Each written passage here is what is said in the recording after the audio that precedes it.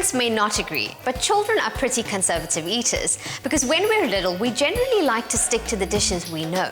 Except, of course, when we're experimenting with chocolate sauce on our breakfast cornflakes.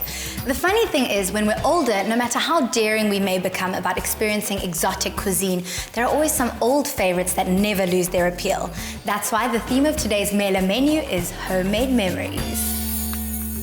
I'm an enthusiastic cook and baker, and there's much excitement in my kitchen when sweet treats are being made. We're bringing back precious homemade memories today with a light chocolate sponge with fresh cream, idlis just like my gran used to make, and hot jalebi. I'm starting out with the jalebi. For the syrup, you're going to need 750 ml of water, sugar, saffron, food coloring as well. And for the batter, you've got cake flour, corn flour, tartaric acid, some butter, yogurt, and cold water. Also a pinch of salt going in. Sugar goes into the water in a thick bottom pan. And stir the sugar through. And this is an important step when you're making a syrup. If the sugar doesn't dissolve before it comes up to the boil, the syrup will crystallize. I'm heating this on medium, and turn up the heat only once the sugar crystals have dissolved.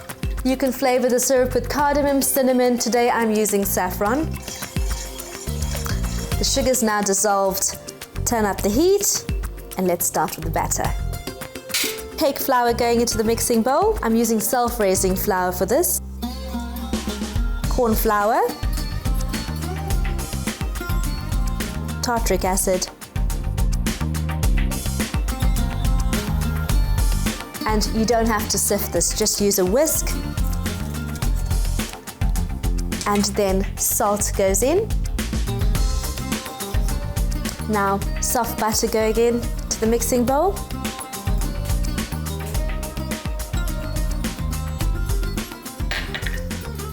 Take off your ring and lightly work the butter into the flour. This is the instant jalebi version. There is another version that uses a starter dough, but I'm an impulsive eater and cook, so I quite like the instant one. Rub the flour and butter together until it resembles fine breadcrumbs. Fingertips are the best tools when you're doing this. That's ready. Now, water going in, into the mixing bowl.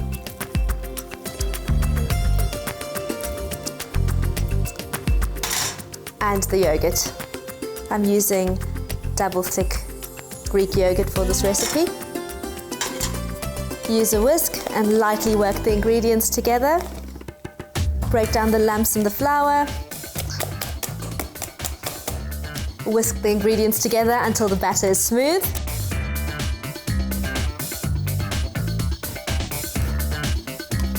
The syrup is ready. Now for the flavoring. Some saffron strands,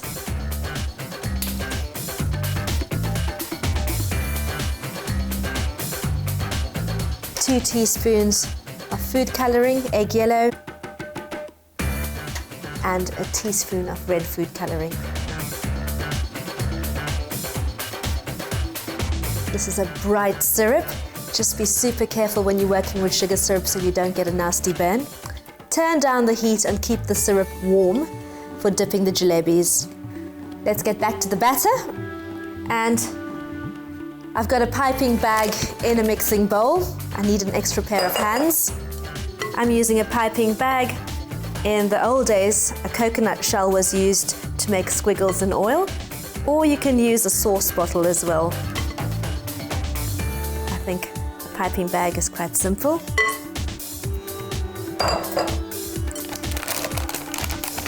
I'm using a disposable piping bag for this. They're quite easily available at baking stores. And you just throw them out when you're done. Let's fry this. Now snip the piping bag with a pair of scissors. Just holding the tip so I don't mess with the batter. And pipe the squiggles into hot oil.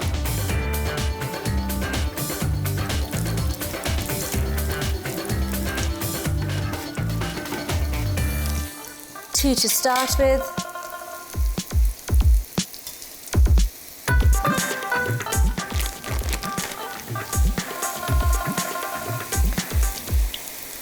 Don't overcrowd the pan. Fry these until they're slightly crisp. There's no two jalebis that are the same, much like snowflakes.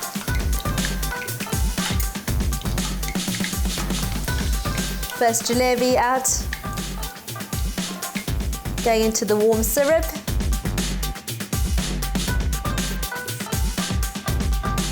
Next jalebi going in. You know the jalebi is ready when the syrup soaks through and the color changes.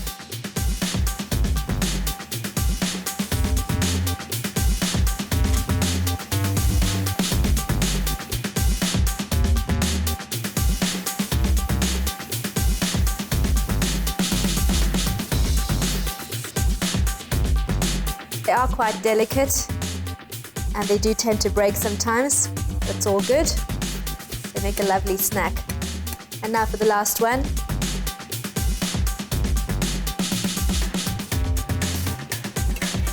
That's how jalebi is done. Idlis have to be one of my favorite tea time treats, and my gran used to make a really good one. The ingredients for the idlis are self-raising flour, rice flour, maize meal, semolina, some fresh yeast, sugar, tepid water, and salt. Later we add melted butter, desiccated coconut, and sugar. Now into the water, add the fresh yeast.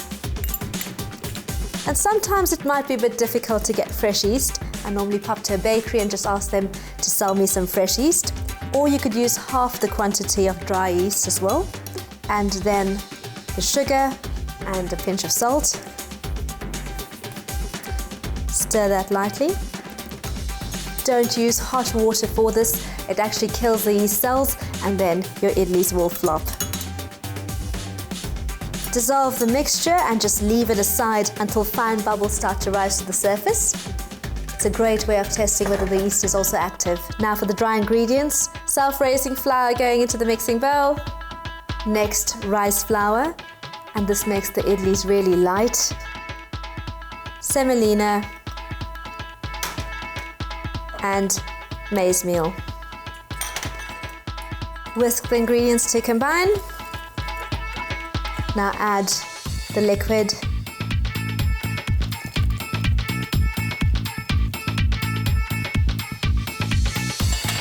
Work the dry ingredients and the liquid together into a thick batter. In India, they are savory idlis served with dal for breakfast and throughout the day.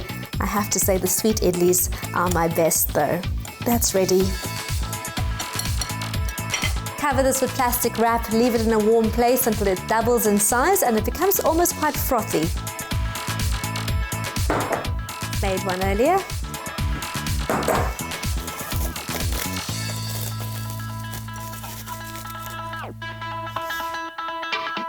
And now, 3 final ingredients going in.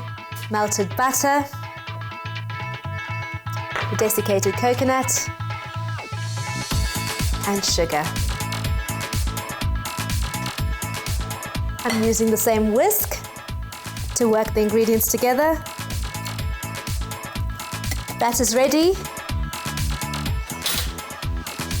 I've brought a pan of water to the boil and I'm using an egg poacher for this. You don't need an idli pot.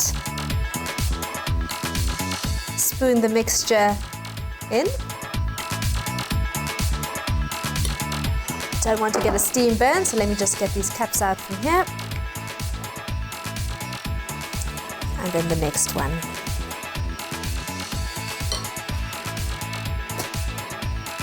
Pop the lid back on and let these steam for 12 to 14 minutes. The idlis have been steaming for about 12 to 14 minutes. Let's have a look. They do look set. Remove the egg cups. Leave these to cool slightly and pop them out of the egg cups.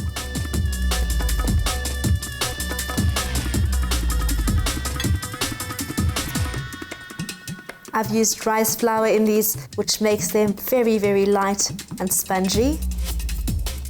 Idlis can sometimes be quite dense. The last one.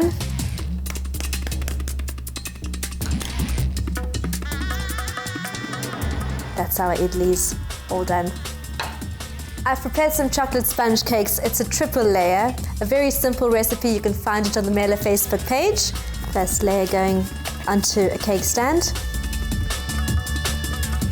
I've whipped the cream with sugar and vanilla, and I'm using a mixture of double thick cream and single cream. Just smear that over. Second layer going on top, more cream, and smear that over. Last layer on top. Now the apricot jam, and glaze the top of the cake. Quite a generous sprinkling of cocoa powder. You could garnish this with fresh strawberries, but I found some cherries for today. And that's our chocolate cake done. I've been sharing some of my childhood treats with you today. We've got jalebis, idlis, just like my nan used to make, and also a chocolate cake. I've borrowed this recipe from my mom's recipe book. I hope you enjoy it as much as I do.